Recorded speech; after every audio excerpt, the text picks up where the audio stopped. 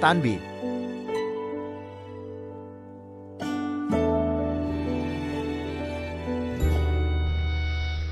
Tanbih. Bismillahirrahmanirrahim.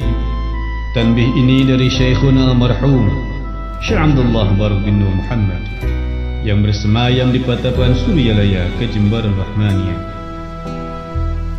Sabda beliau kepada khususnya segenap murid-murid, pria wanita, tua muda, semoga ada dalam kebahagiaan, dikaruniai Allah Subhanahu wa Ta'ala kebahagiaan yang kekal dan abadi, dan semoga tak akan timbul keretakan dalam lingkungan kita sekalian. Pun pula semoga pimpinan negara bertambah kemuliaan dan keagungannya, supaya dapat melindungi dan membimbing seluruh rakyatnya dalam keadaan aman, adil dan makmur zahir dan batin. Pun kami tempat orang bertanya tentang Thariqah Qadiriyah Naqsyabandiyah Pondok Pesantren Suryalaya, menghaturkan dengan tulus ikhlas wasiat kepada segenap murid-murid, berhati-hatilah dalam segala hal, jangan sampai berbuat yang bertentangan dengan peraturan agama dan negara. Taatilah kedua-duanya tadi sepantasnya. Demikianlah sikap manusia yang tetap dalam keimanan, tegasnya dapat mewujudkan kerelaan terhadap agama dan negara, taat kepada hadirat ilahi yang membuktikan perintah dalam agama dan negara. Insyaallah, hai murid-murid sekalian, janganlah terpaut oleh bujukan nafsu, terpengaruh oleh godaan syaitan. Waspadalah akan jalan penyelewengan terhadap perintah agama dan negara, agar dapat meneliti diri kalau tertarik oleh bisikan iblis yang selalu menyelinap dalam hati sanubari kita. Lebih baik buktikan kebajikan yang timbul dari kesucian. Yang pertama, terhadap orang-orang yang lebih tinggi daripada kita, baik zahir maupun batin, harus kita hormati. Begitulah seharusnya hidup rukun, saling menghargai. Yang kedua, terhadap sesama yang sederajat dengan kita dalam segala-galanya, jangan sampai terjadi persengketaan. Sebaliknya harus bersikap rendah hati, bergotong royong dalam melaksanakan perintah agama dan negara.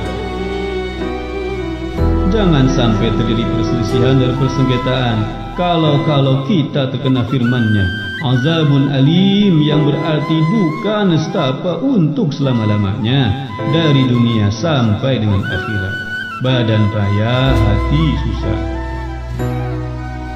Yang ketiga, terhadap orang-orang yang keadaannya di bawah kita, janganlah hendak menghinakannya atau berbuat tidak senonoh. Bersikap angkuh, sebaliknya harus belas kasihan dengan kesadaran agar mereka merasa senang dan gembira hatinya. Jangan sampai merasa takut dan liar, bagaikan tersayat hatinya. Sebaliknya harus dituntun, dibimbing dengan nasihat yang lemah lembut yang akan memberi keinsyafan dalam menginjak jalan kebaikan. Yang keempat, terhadap fakir miskin harus kasih sayang, ramah tamah serta bermanis budi, bersikap murah tangan, mencerminkan bahwa hati kita sadar. Coba rasakan diri kita pribadi, betapa pedihnya jika dalam keadaan kekurangan. Oleh karena itu, janganlah acuh tak acuh, hanya diri sendirilah yang senang, karena mereka jadi fakir miskin itu bukannya kehendak sendiri, namun itulah kehendak Tuhan. Demikianlah sesungguhnya sikap manusia yang penuh kesadaran, meskipun terhadap orang asing, karena mereka itu masih keturunan Nabi Adam alaihissalam. Mengingat ayat 70 surat Al-Isra yang artinya, sangat kami muliakan keturunan Adam, dan kami sebarkan segala yang berada di darat dan di lautan. Kami berikan mereka rezeki yang baik-baik, dan juga kami mengucapkan mereka lebih utama dari makhluk lainnya. Kesimpulan dari ayat ini, bahwa kita sekalian seharusnya saling harga menghargai, jangan timbul kekecewaan. Mengingat surah Al-Maidah yang artinya, hendaklah tolong menolong dengan sesama dalam melaksanakan kebajikan dan ketakwaan dengan sungguh-sungguh terhadap agama dan negara. Sebaliknya, janganlah tolong menolong dalam berbuat dosa dan permusuhan terhadap perintah agama dan negara. Adapun soal keagamaan itu terserah agamanya masing-masing. Mengingat surah Al-Kafirun ayat 6, agamamu untuk kamu, agamaku untuk aku. Maksudnya jangan terjadi perselisihan. Wajiblah kita hidup rukun dan damai, saling harga menghargai, tetapi janganlah sekali-kali ikut campur. Cobalah renungkan pepatah leluhur kita. Hendaklah kita bersikap budiman, tertib dan damai. Andaikan tidak demikian, pasti sesal dahulu pendapatan, sesal kemudian tak berguna. Karena yang menyebabkan penderitaan diri pribadi itu adalah akibat dari amal perbuatan diri sendiri. Dalam surah An-Nahl ayat 112 diterangkan bahwa Tuhan yang Maha Esa telah memberikan contoh, yakni tempat maupun kampung, desa maupun negara yang dahulunya aman dan tentram, gemah ripah jenawi, namun penduduknya, penghuninya mengingkari nikmat-nikmat Allah, maka lalu berkecamuklah bencana kelaparan, penderitaan dan ketakutan yang disebabkan sikap dan perbuatan mereka sendiri.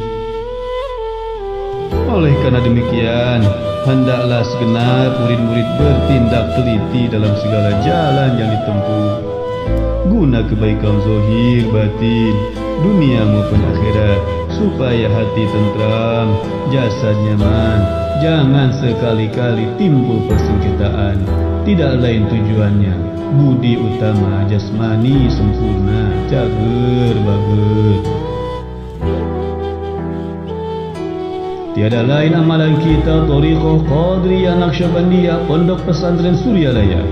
Amalkan dengan sebaik-baiknya guna mencapai segala kebaikan, menjauhi segala kejahatan zahir batin yang bertalian dengan jasmani maupun rohani, yang selalu diselimuti bujukan nafsu, digoda oleh perdaya syaitan. Wasiat ini harus dilaksanakan dengan seksama oleh segenap murid-murid agar supaya mencapai keselamatan dunia dan akhirat. Amin ya rabbal alamin. Patapan Suryalaya 13 Februari 1956. Wasiat ini disampaikan kepada sekalian ikhwan tertanda Syekh Ahmad Shahibul Fatajul Arifin.